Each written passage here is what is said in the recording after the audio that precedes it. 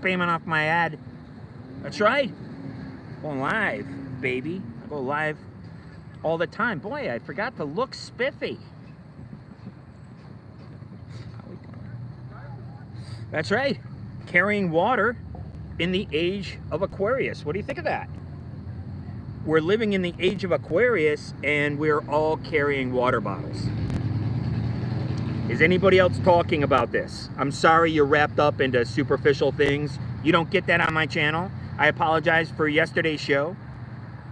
Oh well. Something started happening. I started getting some interference, and I do apologize for that. I was on a good roll. We're talking about golden years. That's right. Now, in the Linoleum Blown Apart universe, which is a separate property, I think these two are my best properties. I pitch shows. I'm in the belly of the beast. That's what I do. I'm not intimidated by anybody. I don't really care. I've been through everything before. And I'm not here to really put down groups of people. We do talk about, you know, current events. I give you a perspective that you don't get on anybody else's show. I think the sun is coming too. I'm going to be in trouble. But we'll deal with it. Because I can't wait to start my show. I can't wait to hang out with you guys. It's the best part of the day. I really enjoy it. I miss camaraderie. And this is what people don't understand. You miss that camaraderie. And I thought I had camaraderie in the punk rock 1980s milieu. No. You know, my girlfriend broke up with me, so I just left town. I didn't really care. What else am I going to do? Hang around? I'm not getting any support. No, well, this starts in your family. And, man, one of those gals I got a crush on, her family supports her, you know, 100%. You know, and that's how you can grow in whatever field that you want to be in. You have to have that familial support. And that's why people are going to community centers now, right? And that's why my property takes place in the 1980s. And we're not going to talk about Linoleum Blown Apart. In the Linoleum Blown Apart universe, you should have went back. You should have been watching old episodes. I'm very sorry. In the Linoleum Blown Apart universe, we only got up to his 2001, A Space Oddity. We got up to him working with the Nutty Professor, a professor at a university who actually wrote a science fiction book, and nobody gave a shit about it, but people know about it. Oh, gee, kind of like Two-Legged Animal, my book. I put my book, Two-Legged Animal, on my LinkedIn. You can fucking read it. I don't care, it's right there, it's for free on LinkedIn. I don't know if it's still up there or not, I don't know. My writing speaks for itself. I'm not, and I was reading my book the other day, just the other night. I didn't have anything to do. In case you don't know, I am homeless. And I'm living by the seat of my pants once again. I wrote about it in a piece called Gimme Shelter. I started using classic rock titles and bastardizing them, like Weird Scenes Inside the Hoosgow is Weird Scenes Inside the Gold Mine. We talk a lot about classic rock, and right now we're going to talk about golden years. But did you guys notice that we're living in the age of Aquarius, which is, oh my God. I love the fifth dimension. I'm sorry, I know that I'm from Motown, and I'm supposed to love all these Motown bands. I really love the fifth dimension. I don't know where they're from. They might be from Philly. I don't know. But I just caught something on YouTube. I'm YouTube exclusive. Oh, the Google. The Google means that your device can be weaponized. We're figuring this stuff out right here. But I saw the fifth dimension, and Frank Sinatra singing with the fifth dimension. It was great. I love YouTube. I'm YouTube exclusive. I have every right to be here. And I'm not going anywhere. Quite literally. While I'm homeless in Los Angeles, I'm not really worried about it. I got people LARPing me. Well, they've been LARPing me this whole time.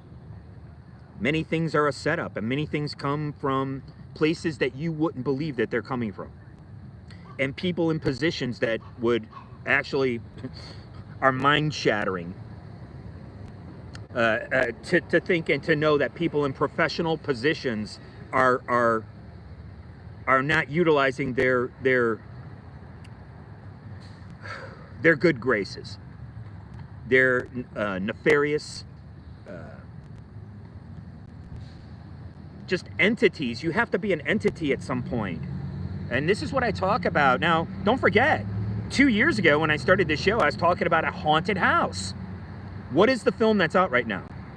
With one of the Owen brothers and the woman who looks just like my mother, Rosario Dawson. I told you guys, a member of the LGBT community fell in love with my mother. I had the same thing happen to me when I was a child.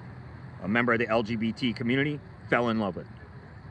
So, and again, when you get older and there's predators out there, you can't really say these predators are part of the LGBT community because you're not being part of any community. You're a predator. That's something totally different.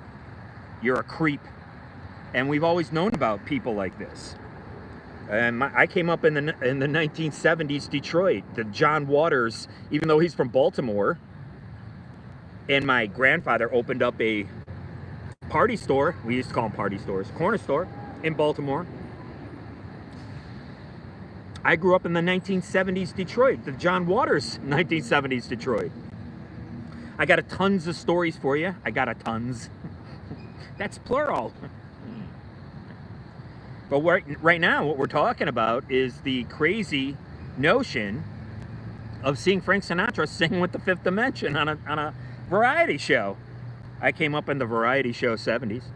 And they had a song, The Age of Aquarius, and something about Aquarius, right? And we're living in the age of Aquarius, and look at what everybody's doing. They're carrying around canisters of water. They're carrying around, stay hydrated. Oh my God, it's on a t-shirt. Must be true. Right? Stay hydrated. Carrying around water. It is the age of Aquarius. It is this new aeon. And we do live in a world of multiple religions. And I listen to all different types of video casts. I don't really care if somebody's a Christian. If they're saying something that's interesting, I'm gonna listen to it. I don't really care if they're from another religion. I don't really care. I grew up in America, so I mostly know about Christianity, and it's Judeo-Christian. Everybody knows that. And so I'm here to pitch ideas in Los Angeles. I'm not intimidated by anybody. I know that my ideas are superior, and I know that you might have beef, oh my God, in the YouTube world between Sam Hyde and Tim Heidegger. But I know that being a creative person, I don't give a crap about their beef. I watch both of their shows, number one. Which one? Number two. Ooh. I got both of their audiences. We have boomers to Gen millennials. I always forget about the millennials. Oh. Right? And that's who's going to be watching Linoleum Blown Apart. I just asked a random girl, who had a Blink-182 shirt on. She's like, yes, hell yeah, I would watch that. But you can't just be in a 1980s punk band and then become the biggest band in the world and then, right? You have to have a raison d'être, right? Like we did, right? And mine was cinema. And I'm like, man, I want to try acting. Let me get into that. And I booked my very first audition. The very first one I ever went on, I booked. I just got lucky.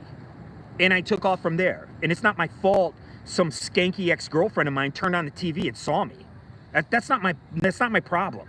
I thought I was friends with all these people. We are not friends. I want to make sure it's clear. They used an algorithm to bring me down. And right now, there's a person, his name's Nathan Stoltman. Sorry, I gotta out these people. If I gotta dox you. He had a show called Lift the Veil, and he is out of it the way I was out of it in 2018. And people that I know, and people who actually believe that they know me, were laughing about it. They thought it was hilarious, eh? Oh yeah, we're gonna see about you. We're gonna see about you, son. Make no mistake about it. And your hag old lady. So that's, you could see a little bit of my personality. I don't really care. Like I said, I'm not intimidated by anybody. I spent time on the streets before. Drugs are decriminalized. I ran around in that world when they were criminalized. And I know my ideas are superior to anything that's going on. We're not talking about Linoleum Blown Apart right now. We went up into the Linoleum Blown Apart universe to where we're in Walter's world that I really adore. I really love this character, Walter. It could be actually a show on its own, but that's okay. We stopped around the time that he spent 8 years with Jeremy Cloud, and that was the same thing with me. I spent 8 years with my band, 10 years as a punk rocker, working really hard to write songs. I didn't know what I was doing, and I never took lessons. Ask how many guys took lessons and they play scales. Okay, this is key. I never learned that. So they might be technically better, and most people are, but I can create a song. I can find that hook, and you just work it. I've said this numerous times. Thanks for putting up with me. Right? So he spends 8 years. They make 2 films together. One of them is about a 17-year-old girl. Very bawdy. It's just like Nabokov. Right? They're talking a little bit about that in the mainstream right now. And I don't really care. Because I know it's about medicine. It's not about, quote-unquote, hurting people. It's about medicine, and it's about pushing it and seeing how far people can push it. And what people can get away with medically. I take Rebelsis. That's right. I'm still a rebel, even though I'm 57.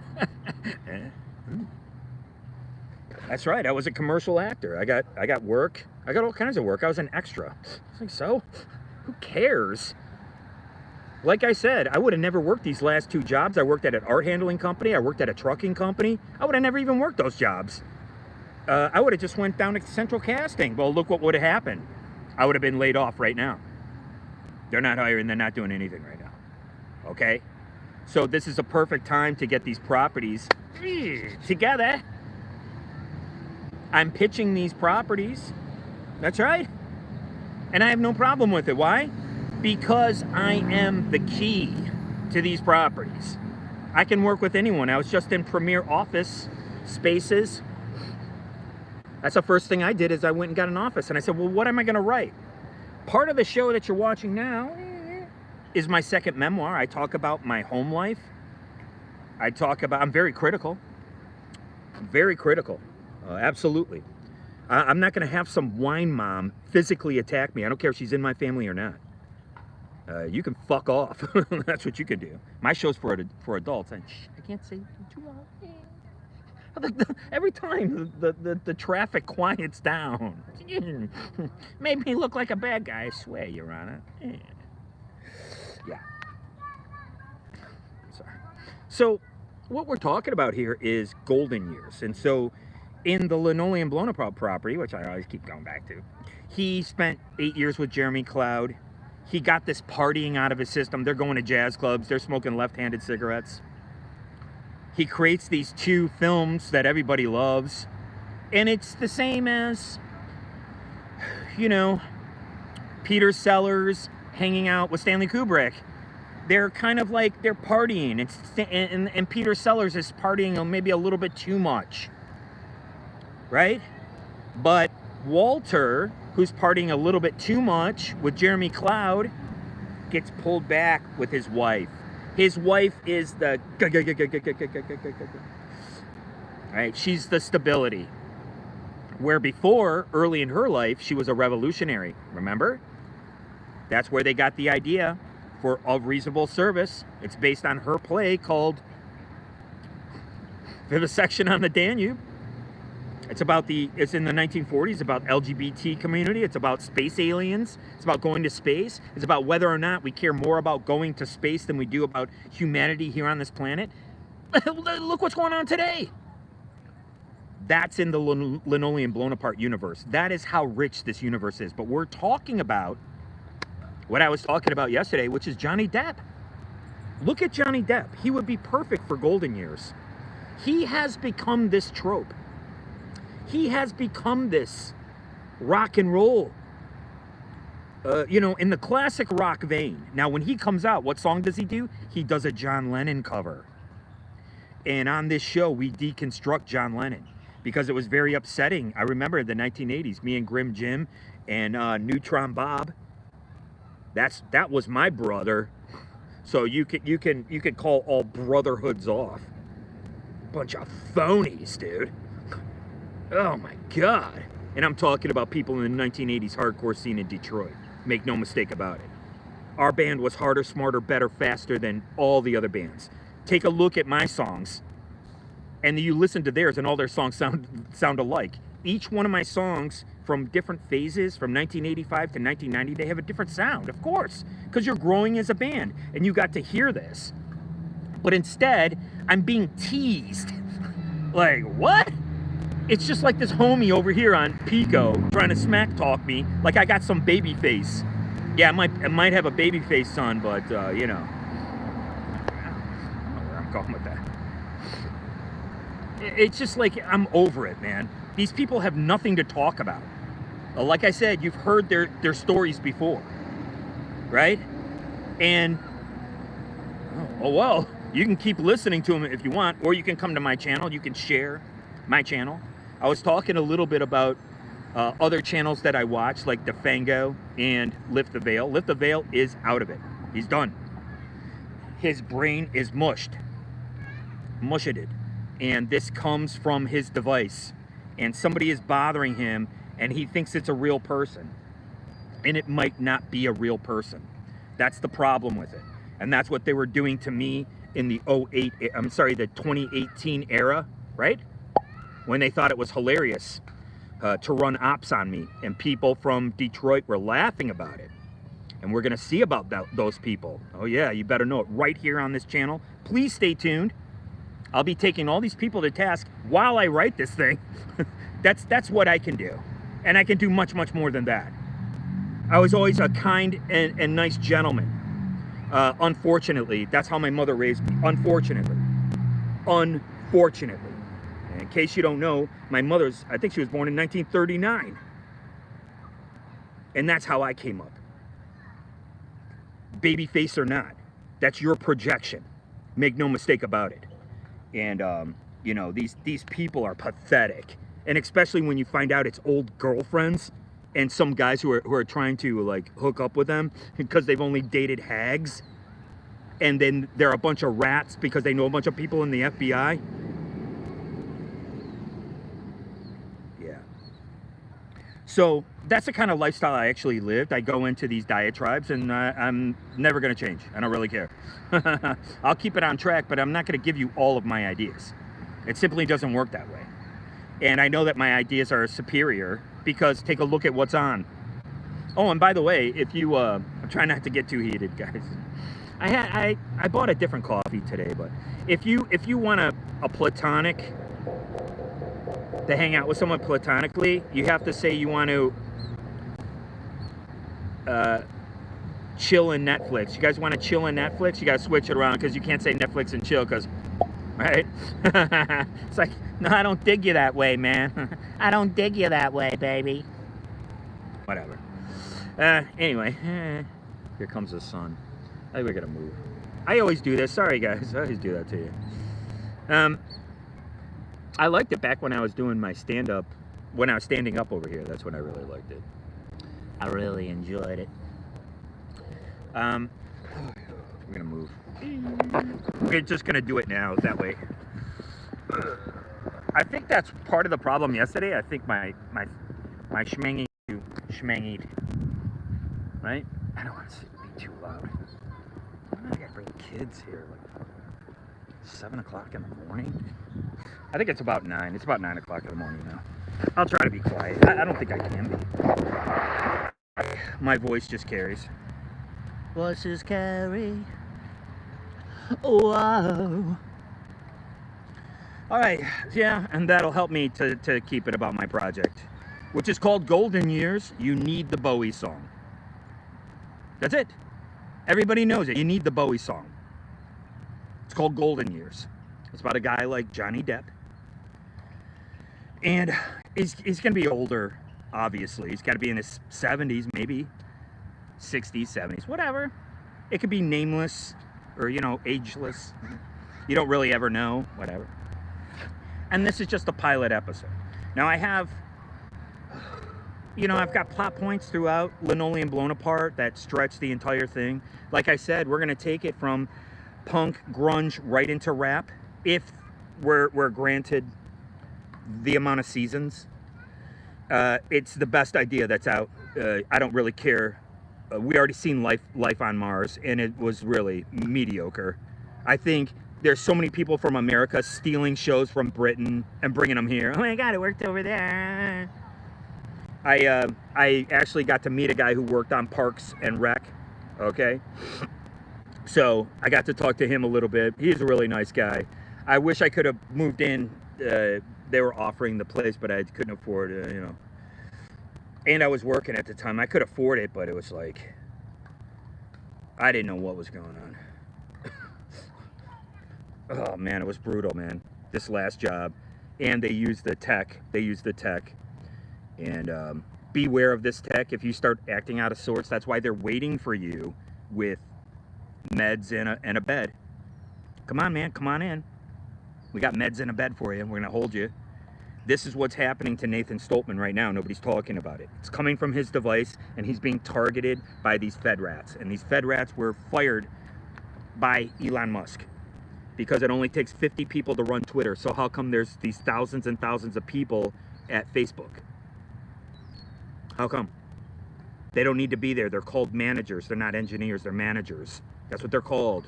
And that's what they're doing. They're targeting individuals through this app. But, you know, and again, that's why I came up as a, you know, like everything, like I just want to state for the record.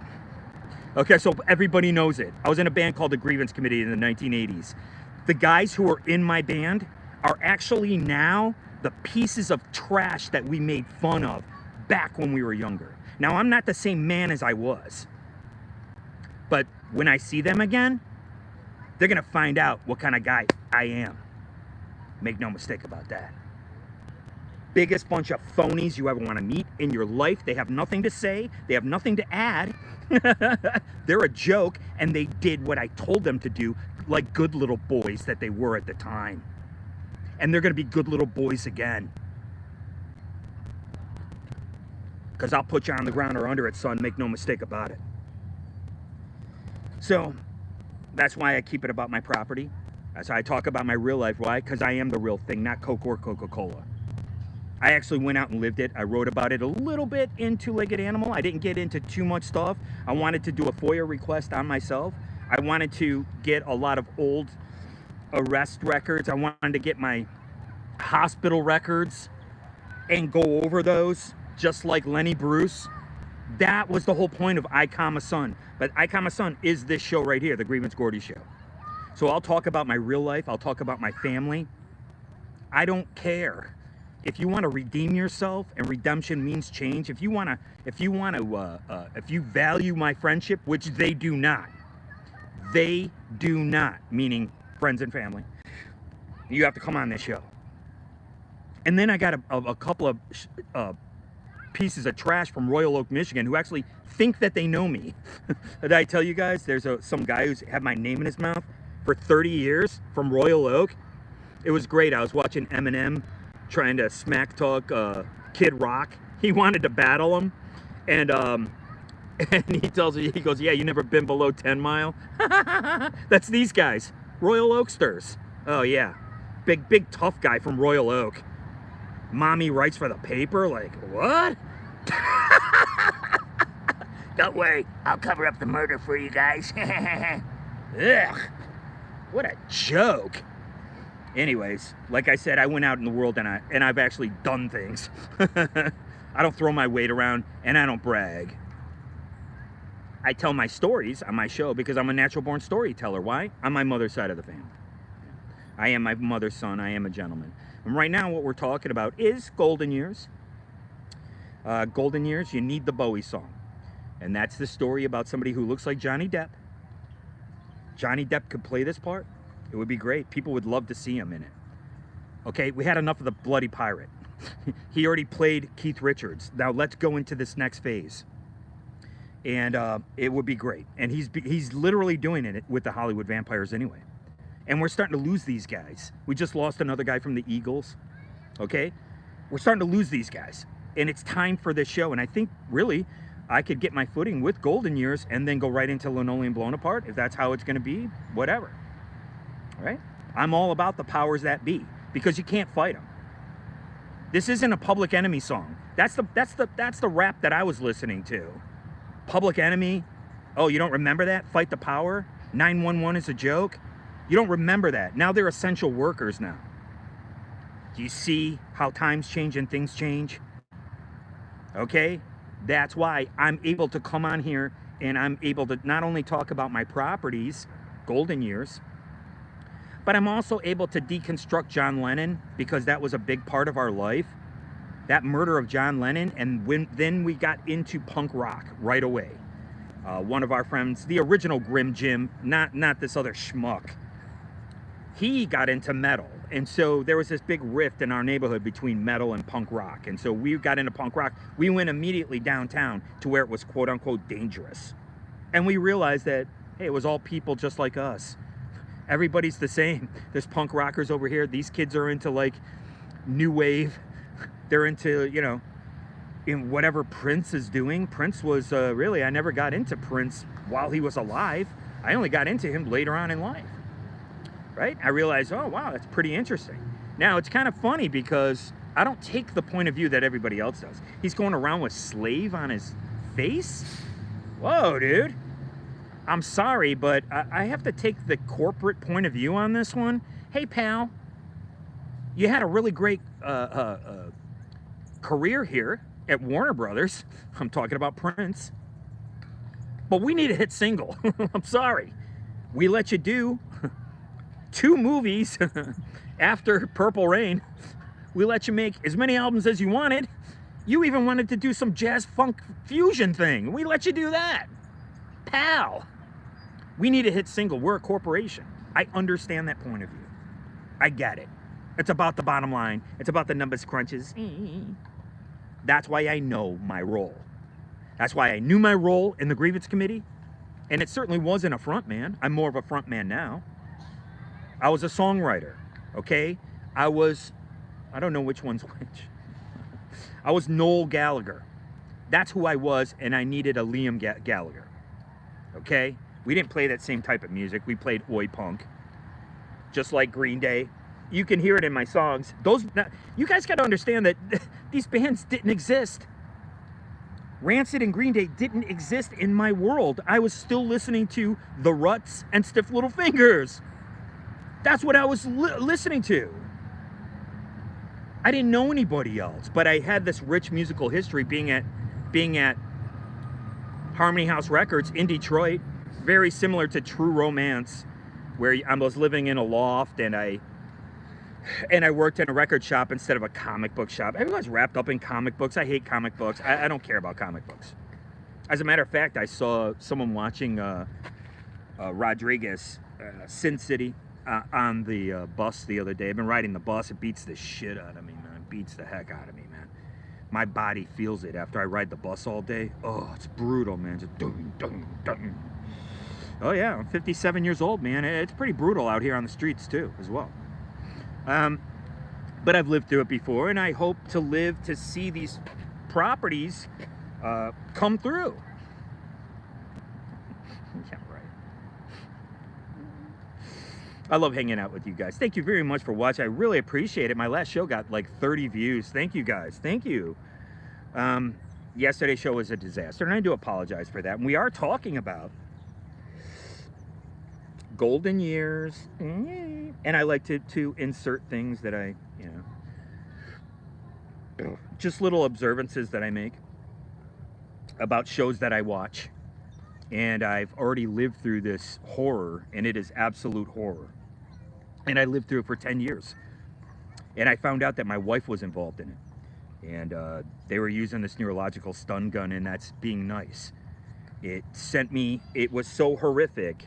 And again, you're talking about cycles per second, but you're also talking about radiation. They're using radiation, guys.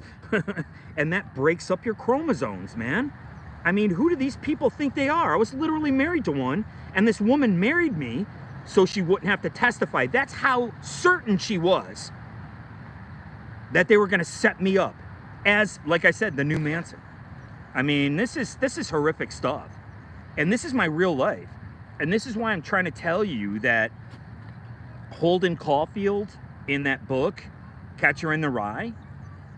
That's why it was so shocking, was because that was required reading. And what is he talking about? He's talking about really what people should come to realize, but they fall into this media sickness. They're phonies. That's what I call them now. They got their face in the phone. I went and got my beverage for the morning, and yeah, just every person I saw like this, they're a phony, right? Right? So what is he talking about? Holden Caulfield. He was talking about people putting on airs. The reason I knew it was so scary was because it was required reading. Why? Because I was in college prep courses.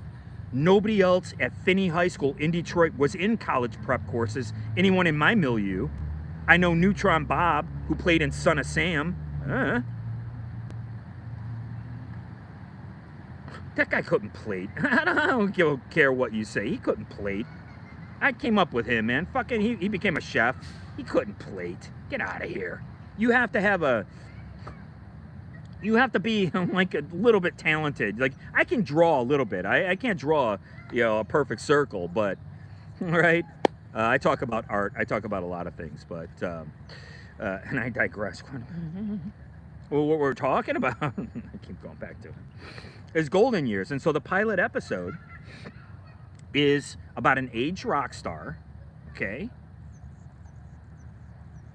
And his old lady, who's a stripper, but she's in the vein of Dita Von Teese, okay? And you can have people like Marilyn Manson and these people dropping by this television show. Trent Reznor, okay? You can have these people dropping by, and it'd be great to see people who have beef like Marilyn Manson and Trent Reznor on the same episode. Whoa, what's gonna happen? Right? And that's how the dialogue and the jokes write themselves, is because you have this prior beef between these two, and here they are on the show trying to get along. It's kind of like when Fred Armisen did that episode of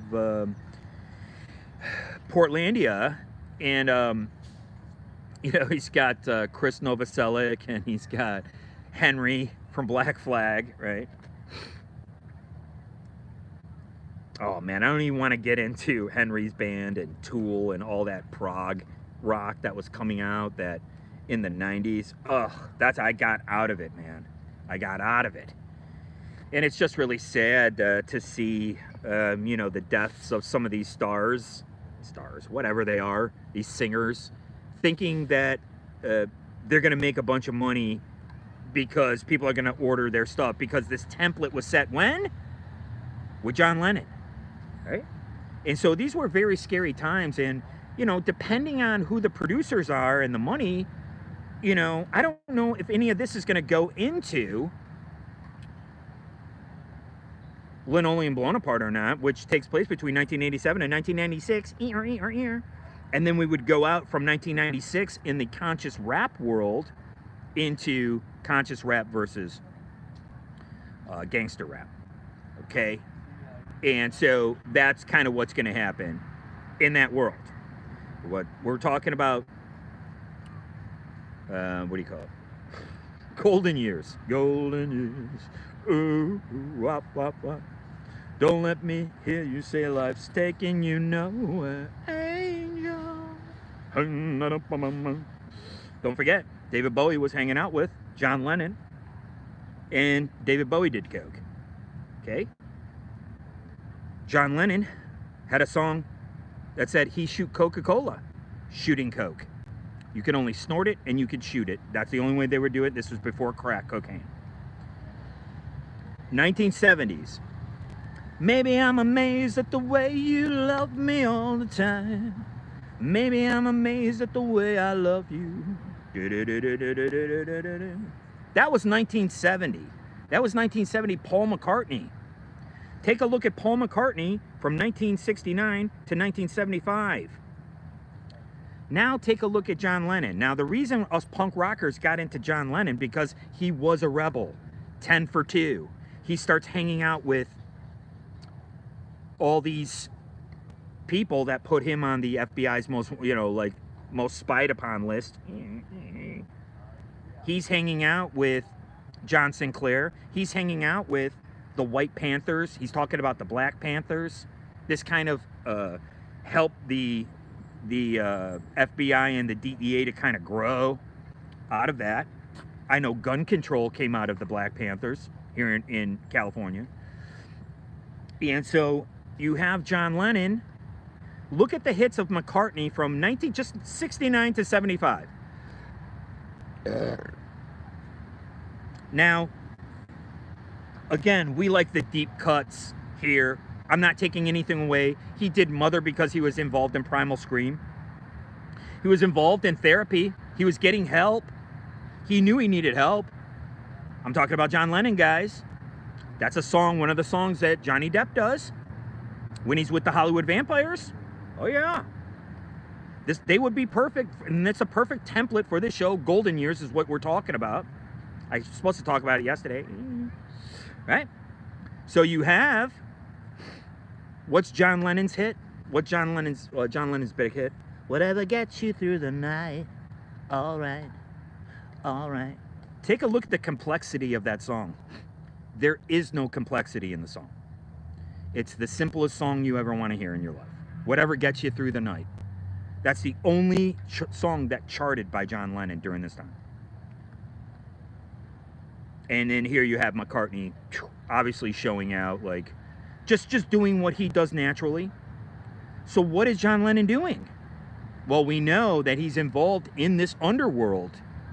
You see, it's the same underworld that I was involved in, just de facto, right? Obviously not the exact same one, but hey, I'm from Detroit. There you go, the MC5. They were all involved in this radical culture. It was about drugs, guns, and effing in the streets. That's what they said, right? That's what this radical culture was about, and that's what he kind of gravitated towards. And he didn't produce anything. And then he came out to LA, and they got into a hell of a lot of trouble. But one of the things that I did see John Lennon do is that he did a show with Little Richard, Chuck Berry, and Jerry Lee Lewis. And he comes out, "Don't step on my blue suede shoes. Well, you can do anything but lay off of my blue suede shoes." That's John Lennon. What are you doing? You weren't around in the 1950s. Well, these are his heroes. Do you see what I'm saying? He's not really producing. He's out having a good time. Like me. How's a good time, Charlie? I did a show with Marky Ramone. Right? Oh, you don't remember that? It was in Las Vegas? I do. And I think there are certain people who do remember it. So he's doing shows with his heroes, and he's out there playing his rock and roll hits, and then he put something out, right? I don't know if it was Read Between the Lines or what it's called. I think it's called John Lennon Rock and Roll. The guy's not producing, and we can see this, right? He's getting into trouble. He's causing problems. Now, take a look at the narrative for Paul McCartney's something Broadway. Remember the film that he did? I'd love to see it.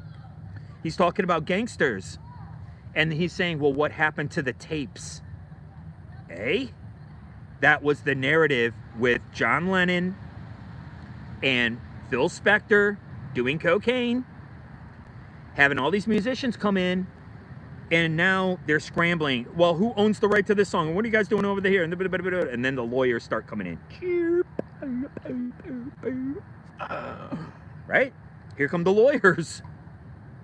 Paul McCartney used that narrative for, what's it called? I'm sorry, it's called Broadway and something or other. I can look it up on my phone. I should look stuff up on my phone. It'd be a better show. Right? So I like to riff. I like to come on here and I like to talk about my properties. Linoleum Blown Apart is a no-brainer. People want to see this, and I have the songs. That's the best part. The songs go with the property. Right? Now, I'm not saying you have to use them all, but you will use the songs, and they're fresh. Now, if you hear a song by Billy Joe Armstrong, I'm sorry, it just sounds like a Billy Joe Armstrong song. It just does. My songs don't have that. I'm telling you, you can hear it in the song if you're of that proclivity. Now, I was married to the slope-shouldered manatee of a fuddy-duddy. She had a tin ear. She didn't even know what good music is. And she was taking massive amounts of pills. That's not my problem. I used to do street drugs. They're much better. I'm sorry to tell you. Sorry, rebel sis. I know I like to rebel. Oh, boy. I wanted to do an entire episode about that.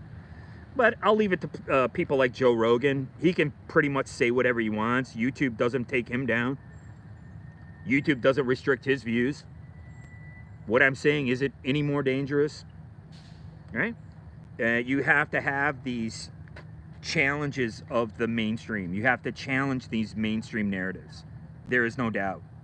And when you pull back the lens after time, a lot more gets revealed, like about how it wasn't really, Charles Manson didn't have anything to do with these murders. It was Tex Watson who actually committed them. And what did he do? They took him out of the state. They took him down to Texas, where he grew up. And he got married and he sired 5 children. That sounds like a pretty good life to me. That sounds like what everybody does. That sounds like the life that I wanted to have. Not the siring them in prison, but becoming a father, because you change. And I changed when I went out with Slopey. And here's Slopey and her phony crew are going around painting cash for smells all over New York. You know what I did? I got up and I went to work.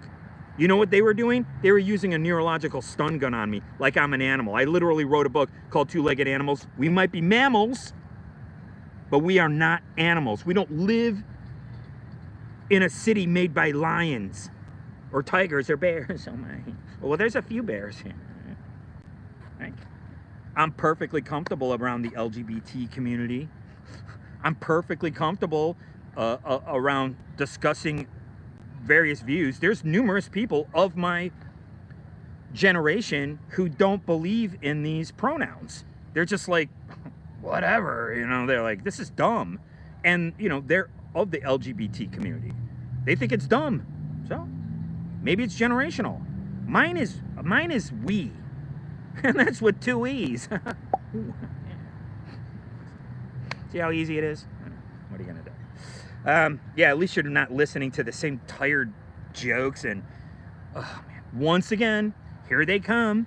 I talk about what comes up in my scrolly scroll. That's right, because I know that the AI that ascribes things to you in your scrolly scroll is actually can steer and indoctrinate you. This was corroborated by Frances Haugen in her testimony. She's from the Google. Oops, I know, I mean Google. And then she went and worked for Facebook. And she confirmed it. And she said that these self-harm ops come from the device. She confirmed it, and I'm sorry that you need a politician to break that down for you.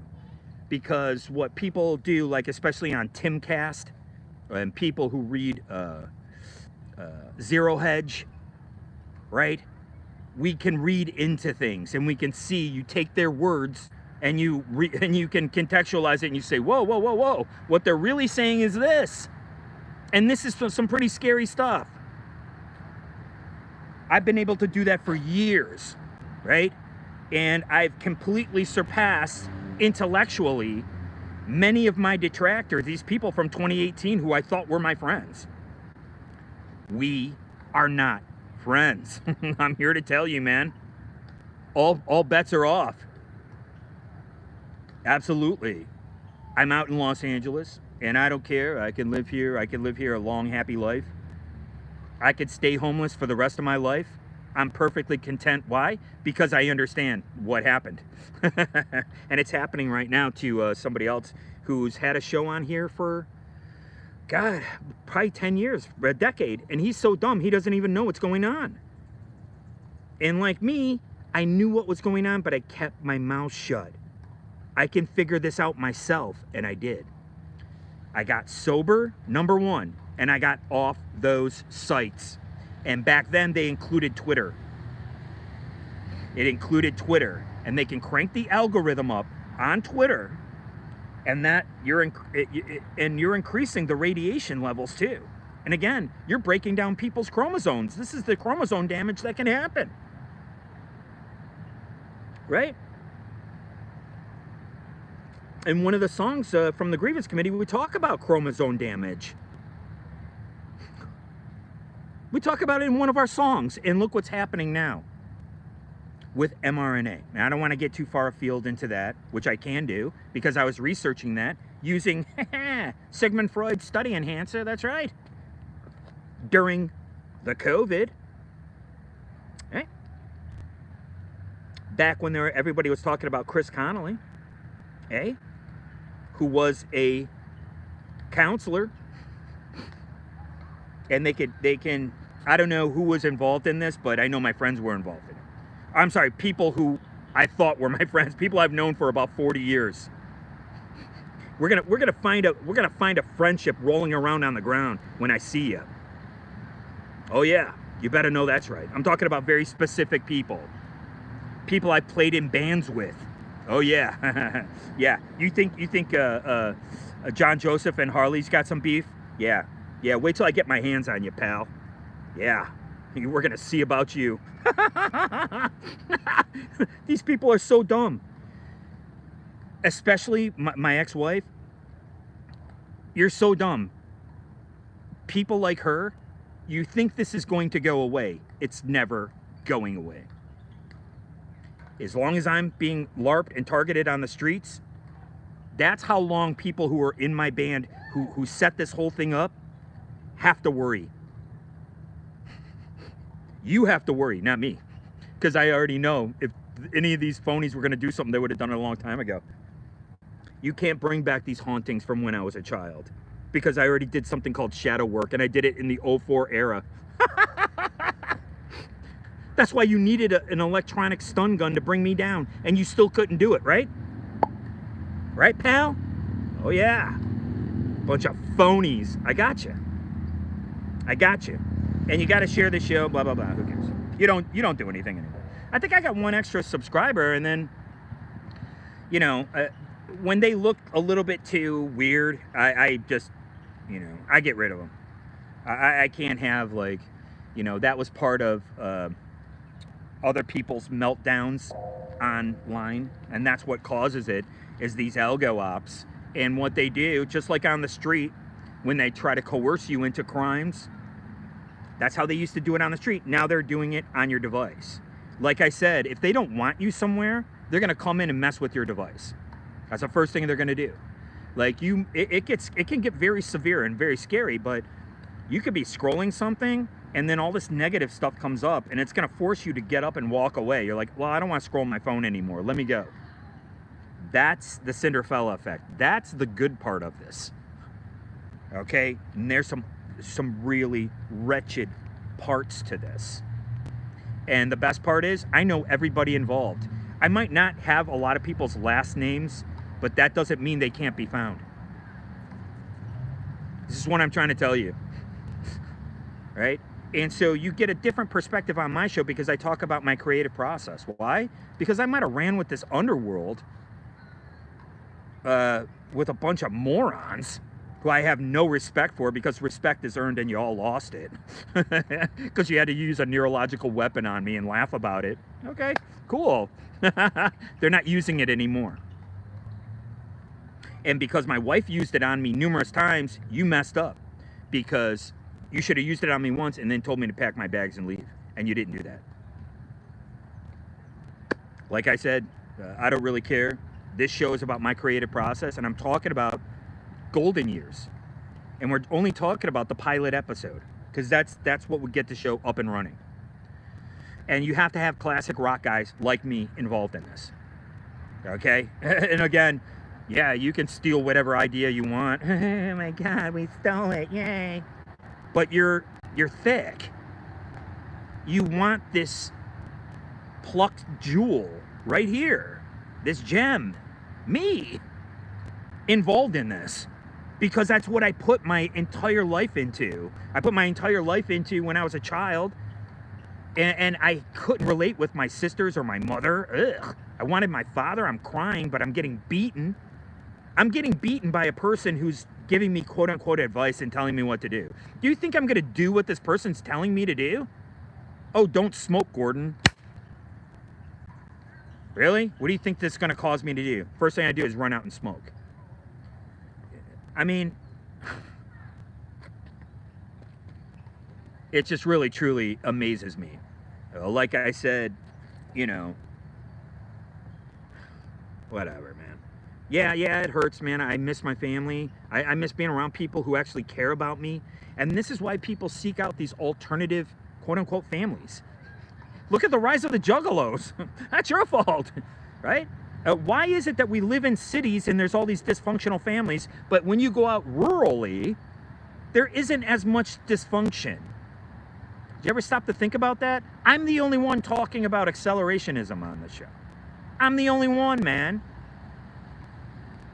Nobody else is talking about these things because they're so short-sighted and they're so myopic. They're such phonies staring into their phone, right? That they're accepting the news and information that's just being fed to them.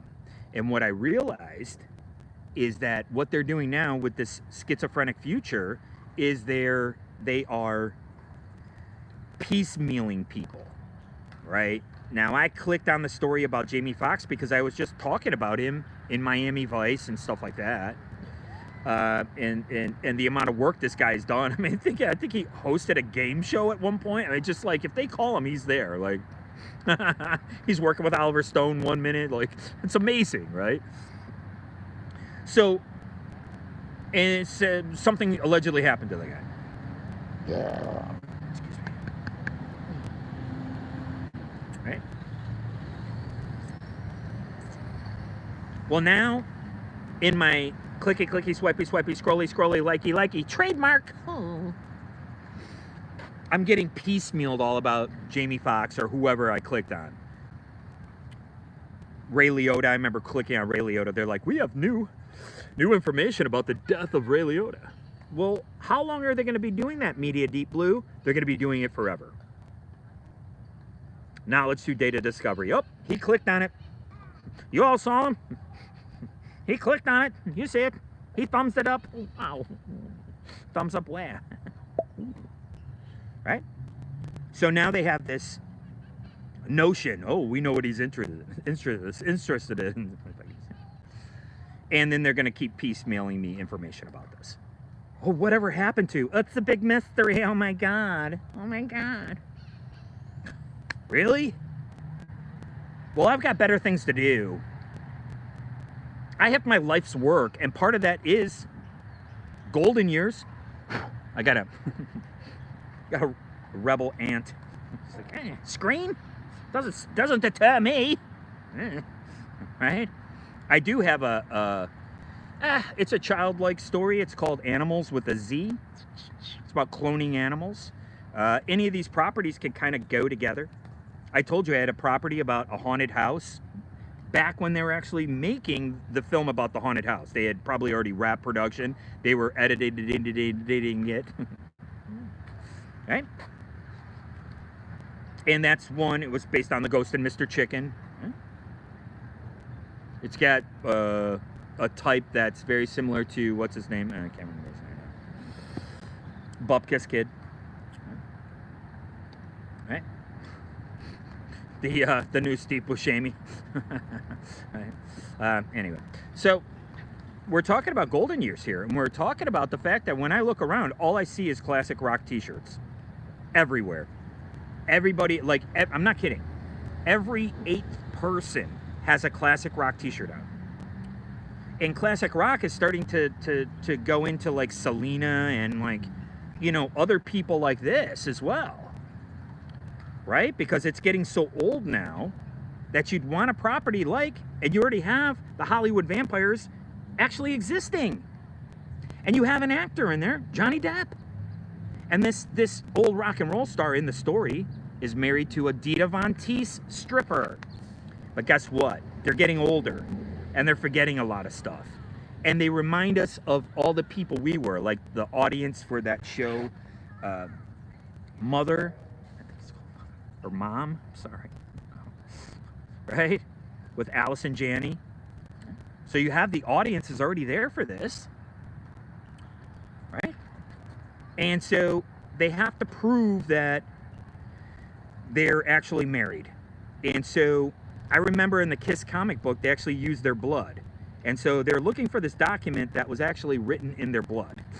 Okay, so this is where we're going with this, right? This is all these old rock and roll tropes and types all going into this property. And they have to show it because she's going to lose her medical insurance. Because that's what everybody's concerned about. They're concerned about insurance, right? So that goes into this property. All the medicines that they take, just like in Silver Linings Playbook, they start talking about the actual medicines. This is a form of Reese's Pieces, whatever you call it. It's where you put the product placement. You got product placement going right into. You got entire television movies coming out about hot Fritos. I mean, come on, this is the time for this. And so what happens is, in Golden Years, I'm talking about this other property with a Johnny Depp-like character. They used to live in the mansion. They were like Bam Margera. They lived this rock and roll lifestyle, and now all of a sudden they're old and they're lost. And now where do they live? They had to sell the mansion, and they live above the garage like the Fonz. They live in the back property. The little shed that's converted. The little pool house. They call it a pool house. And that's where this rock and roll couple live now. And they had to sell the main mansion. Well, who moves into the mansion? This vapid couple who are busy with their quote-unquote lifestyle, their tech, you know, kind of whoever people are now. I don't know. I'm still a grubby guy from the streets. Yay. And so they're regaled over here. And so they have two children. One's about 9 and the other one's about 11, right? Between the ages of 10 and 12. A boy and a girl. Whatever you want to make them. And now they're latchkey kids. And so they're always curious about what's going on in the pool house. Who are these people? What are you guys doing? Now, they're a generation that's harder, smarter, better, faster than the last one. We talk about this a little bit. That's why they can always talk about the coming of the Messiah, right? The coming of this perfect person. Why? Because each generation is more adept to the technology that's created by the last generation. Who else is talking about this? Me, on my show. I'm sorry if you want to go to somebody else's superficial show, like some of these other people. But this is important stuff, I think, and I think we can have this conversation. There's so many atheists out there, right? And I'm not taking an atheistic point of view, but I'm showing you that it's very logical, just like Sigmund Freud and Carl Jung turned religion and mythology and the occult into a cottage industry called psychology. They turned it into quote-unquote science. They consider that to be science. Now, they took psychology and they medicated it. So you're medicating mythology. Oh, do you have acute narcissistic syndrome? Yes, he thinks he's cute, but he's not. What do you see when you look in a mirror? We all see our flaws. What does all mammals do? We're not animals, but we are mammals.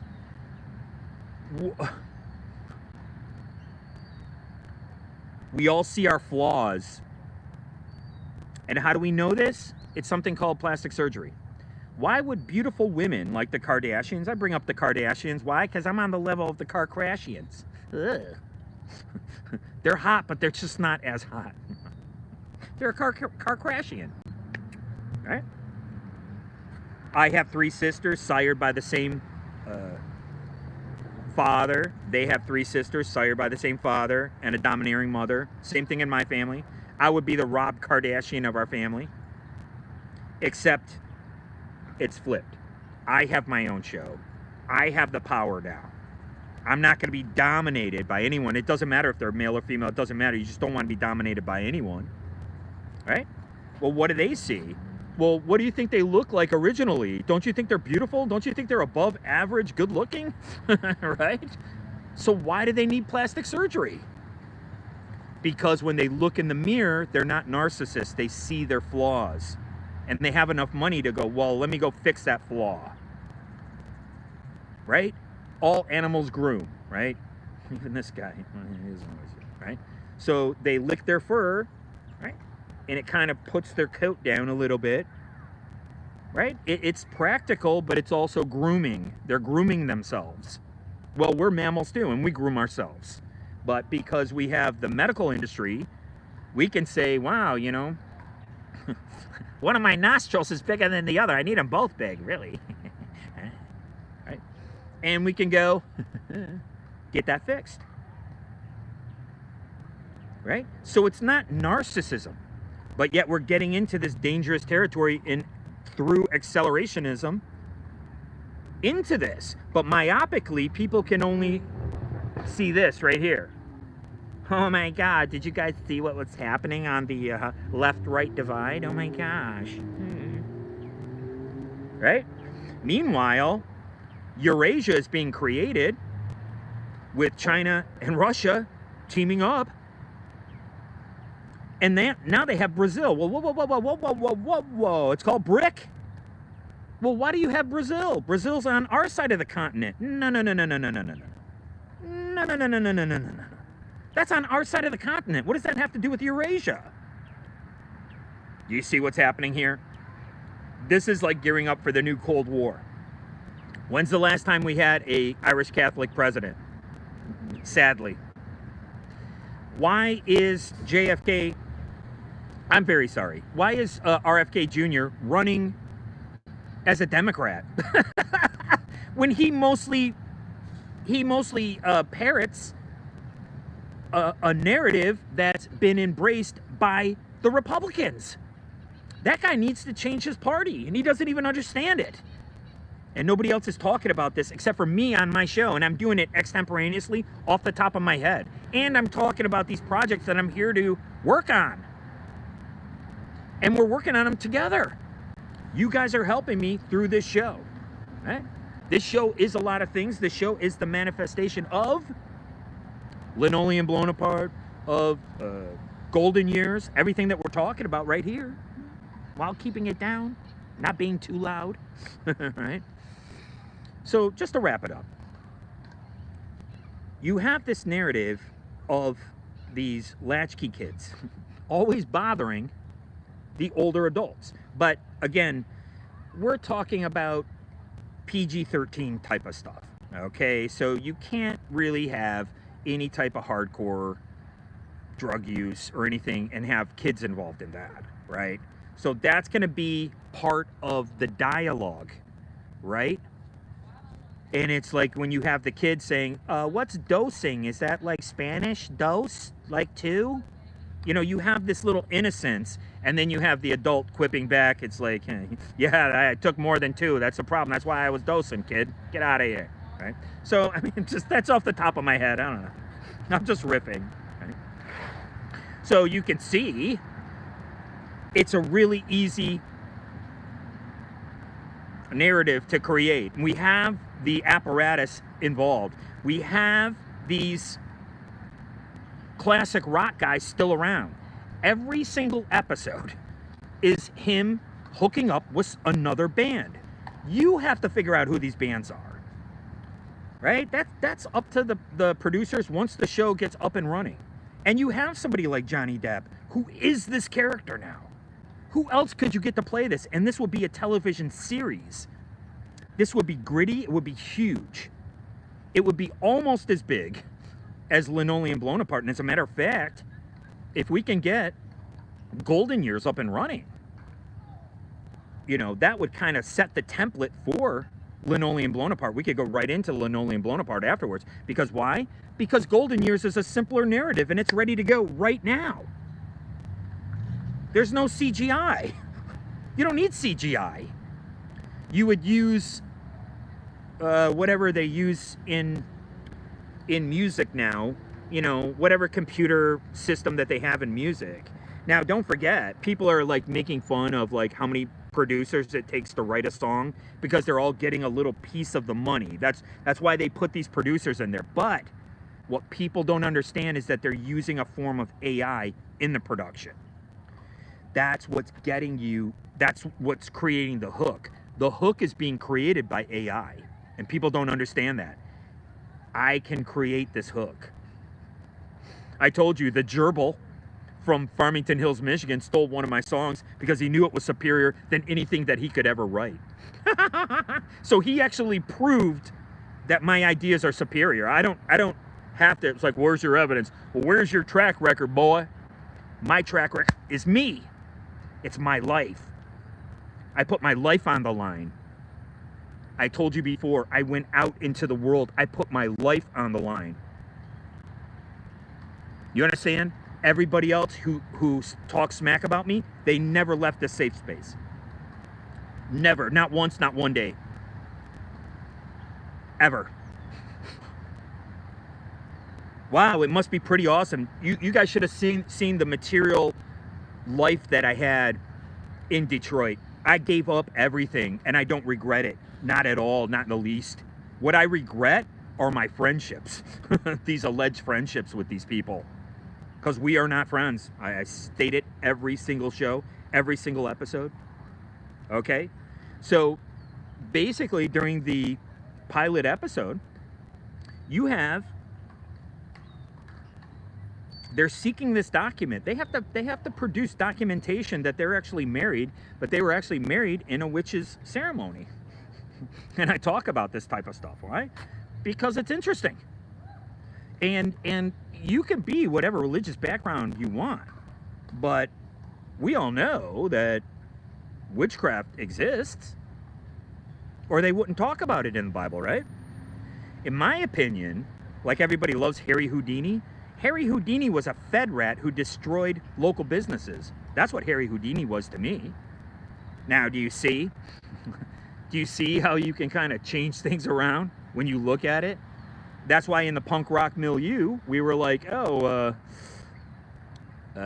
John Lennon, yeah, he was a deadbeat dad who was just a junkie who used to hit his old lady. Very true.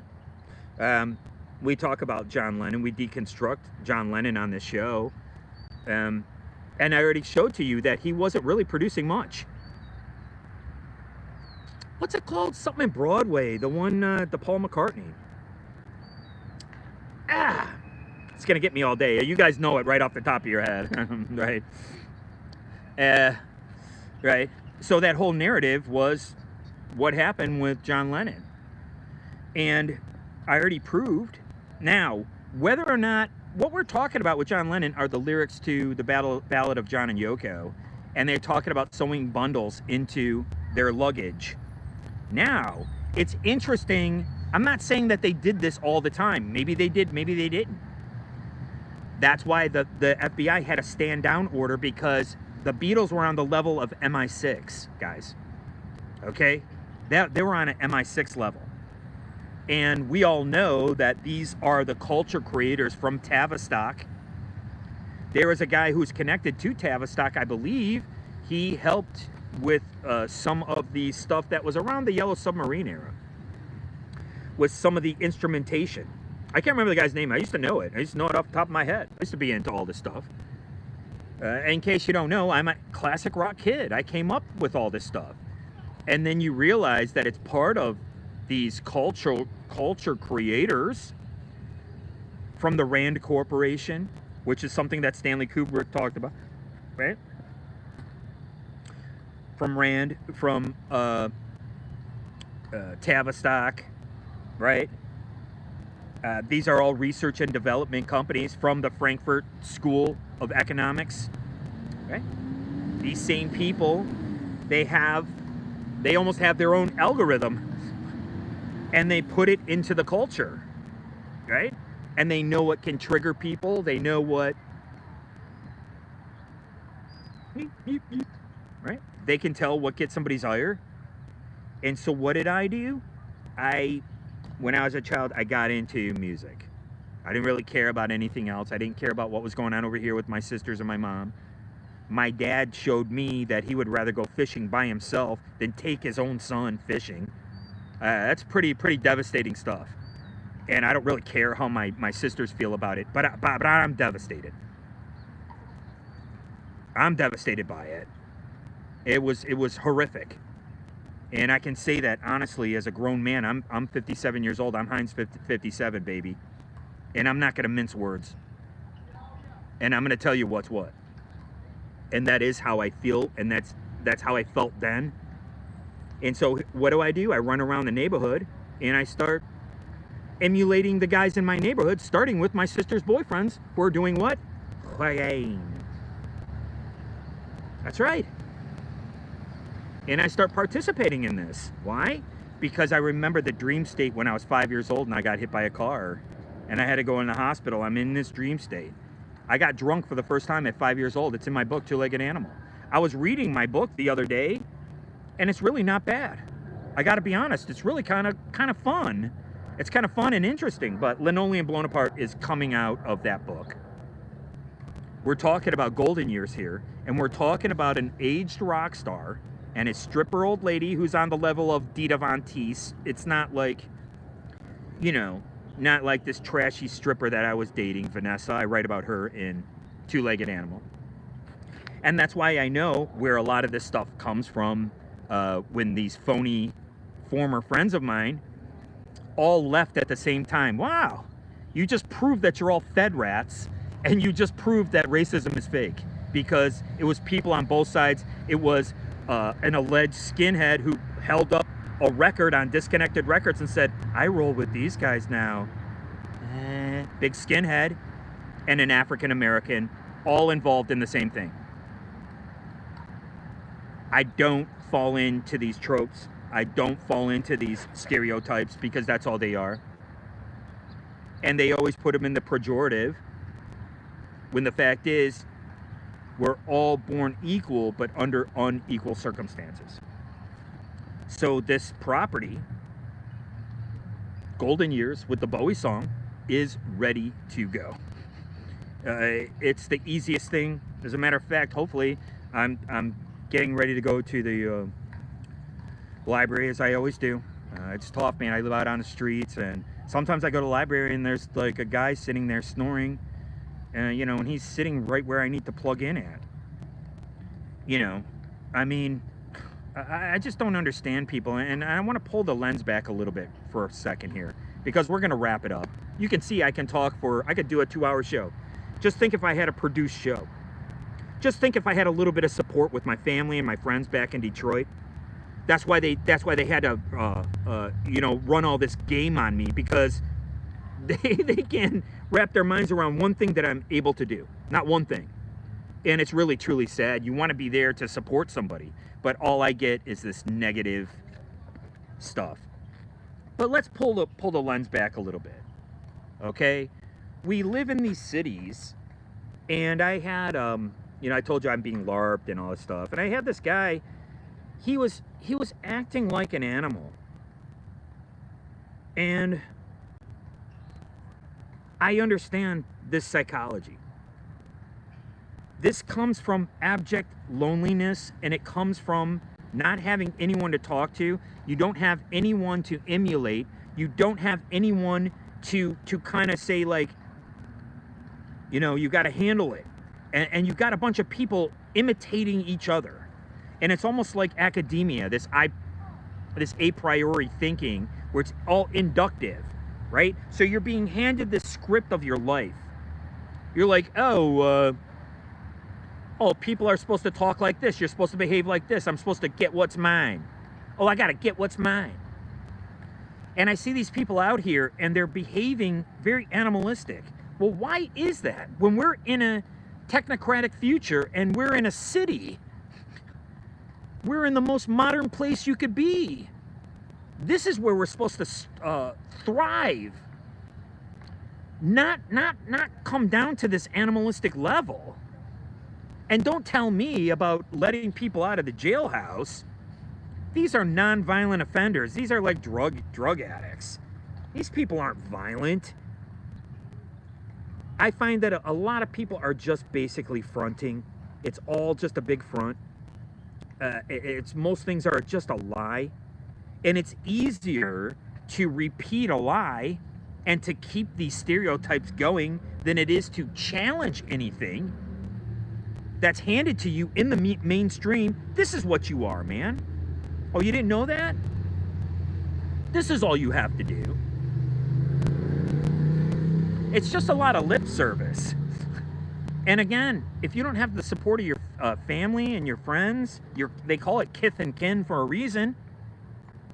I'll die in the streets before I ever give these people a satisfaction. You can't go 57 years thinking that I'm friends with these people and then have something like what happened to me happen. No, no, no, no, no, no, no, no, no, no. No, no, no, no, no, no, no, no, no, no, no. You got a date with the devil, son. Oh, and maybe so do the characters in Golden Years. Stay tuned. We'll be talking about this all week. So thank you very much for watching my show. I appreciate it more than you'll ever know. I got to look up here because I got to see where it's going.